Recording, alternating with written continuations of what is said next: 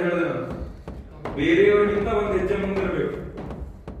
ನೀವು PhD ಮಾಡಬೇಕಾದಂತ ಅವಶ್ಯಕತೆ ಇಲ್ಲ, ಎಲ್ಲರಿಗಿಂತ ಒಂದು ಹೆಜ್ಜೆ. ಕಟ್ ಆಫ್ 30 ಮಾರ್ಕ್ಸ್ ನಿಂತು ಅನ್ಕೊಡ್ರಿ, ಇನ್ನೂರಕ್ಕೆ ನೀವು ಎಷ್ಟು ಮಾರ್ಕ್ಸ್ ತೆಗಿಬೇಕು? 30.33.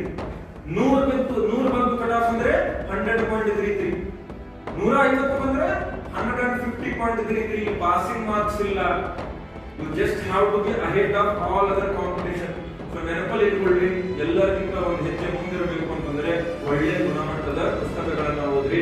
ಸಾಧ್ಯವಾದಷ್ಟು ನೀವು ಸೆಲ್ಫ್ ಸ್ಟಡಿಯನ್ನ ಕೂಡ ಮಾಡಬೇಕು. ಕ್ಲಾಸ್ ನಲ್ಲಿ ನಾವಂತೂ ಹೇಳಿರ್ತೀವಿ, ನೀವು ಸೆಲ್ಫ್ ಸ್ಟಡಿ ಮಾಡಬೇಕು.